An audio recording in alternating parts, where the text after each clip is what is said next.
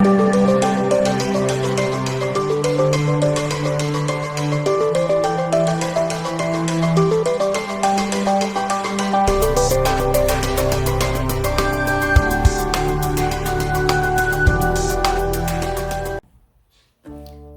pessoal, eu sou a Aline, do Polo de Lençóis Paulista, do curso de licenciatura da Univesp.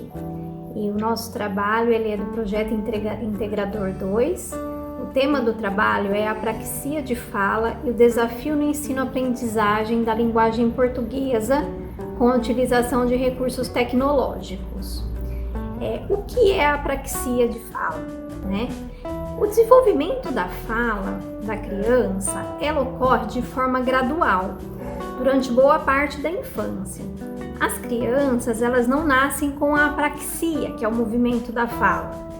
Essa apraxia é desenvolvida, né? Os movimentos dos lábios, línguas e mandíbulas, eles sofrem modificações ao longo de toda a infância e acompanham todo o desenvolvimento da criança. Quando não ocorre esse desenvolvimento, aí a produção da fala torna-se comprometida. Então, é nesse formato que o aluno é diagnosticado com apraxia de fala. Então, as crianças com apraxia de fala, se ela não tiver mais uma outra doença, que a apraxia não seja secundária, se a apraxia ela for primária, ela não possui dificuldade de comunicação nos primeiros anos de vida, onde ela utiliza a linguagem não verbal, né? As dificuldades dela ocorrem depois dos primeiros anos, onde a criança, por vezes, ela entende o que é dito, mas ela não consegue expressar, né?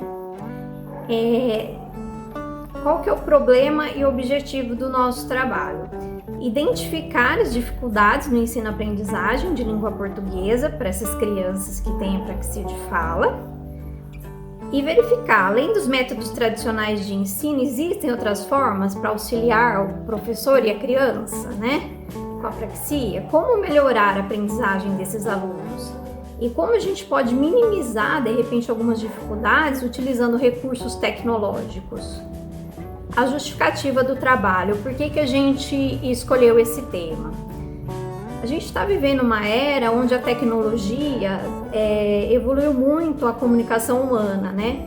A gente tem a possibilidade de adquirir o conhecimento sem a necessidade da presença física hoje.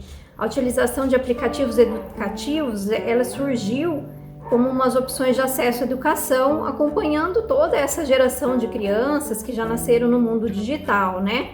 E além do que, a pandemia do coronavírus que a gente está enfrentando agora veio com uma aceleração desse processo de ensino-aprendizagem digital, que já vinha acontecendo antes, às vezes de forma híbrida ou às vezes até mesmo não presencial, né? Outro fator que motivou o grupo a desenvolver essa pesquisa foi por ser um assunto muito desconhecido. A dificuldade do diagnóstico que se tem, que não é fácil fazer o diagnóstico, né?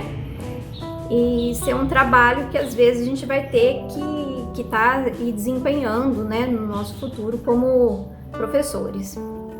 Outro porém do porquê que a gente escolheu o tema é que a Rita, que é uma integrante do nosso grupo, ela trabalha em Bauru, na rede pública, e lá é desenvolvido um trabalho com uma criança de 5 anos e meio que possui o diagnóstico de apraxia de fala.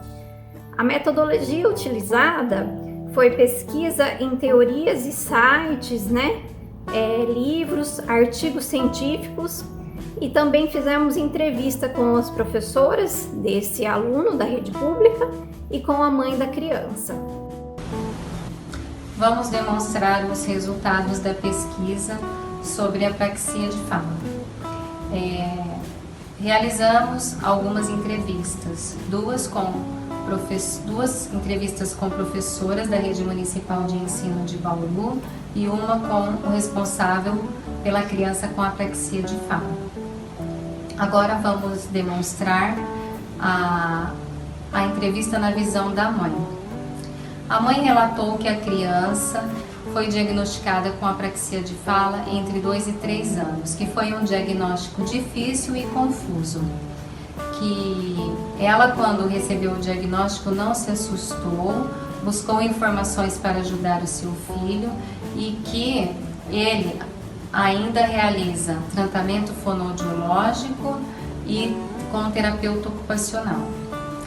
Relatou ainda que após o diagnóstico a criança teve avanços, mas que ainda precisa melhorar. Questionada sobre o uso da tecnologia, sobre os recursos digitais, se estes poderiam auxiliar no desenvolvimento da criança, ela não soube dizer.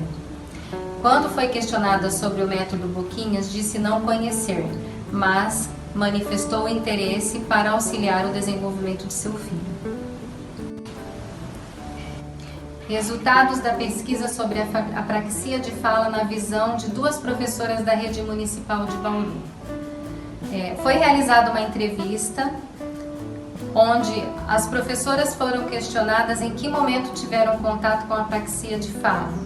E elas relataram que somente tiveram conhecimento desse distúrbio a partir do momento que receberam uma criança com apraxia de fala. A primeira mencionou que teve pouco contato com a criança em função da pandemia, mas foi o suficiente para perceber que ele não fala e que ele brincava com um amigo sem utilizar a linguagem verbal. A segunda trabalhou com a criança por 3 anos e percebeu uma grande dificuldade na fala e que ele não apresentava os aspectos linguísticos compatíveis com a idade, o que dificultava muito a comunicação. Ambas foram unânimes em afirmar que acreditam ser a tecnologia uma importante ferramenta para auxiliar no ensino-aprendizagem de língua portuguesa para as crianças com apraxia de fala, sendo que uma ainda enfatizou que considera importante utilizar as ferramentas tecnológicas junto com as tradicionais. Puxa-bocas de Boquinhas. O método das boquinhas foi criado no Brasil pela fonoaudióloga, psicopedagoga, mestre e doutora pela Unicamp, Renata Giardini. O jogo Puxa-Bocas é baseado no método das boquinhas. Possui 3 níveis de dificuldade, cada uma com 3 fases diferentes. Nas fases 1 e 2, o aluno deve puxar para dentro do círculo as bocas na sequência da escrita da palavra. Quando acerta a sequência, o jogo continua. Vê-se o objeto, ouve-se o nome da figura e sua soletração. Na fase 3, trabalha-se o processo inverso, de síntese de soletração, ou seja, parte-se dos sons para se chegar em uma palavra. O jogador deve descobrir qual é a palavra correspondente às bocas apresentadas. Quando acerta, aparece a figura, sua escrita e ouve-se sua soletração, seguida do nome do objeto. O aplicativo é pago e pode ser comprado na loja do site metododasboquinhas.com.br.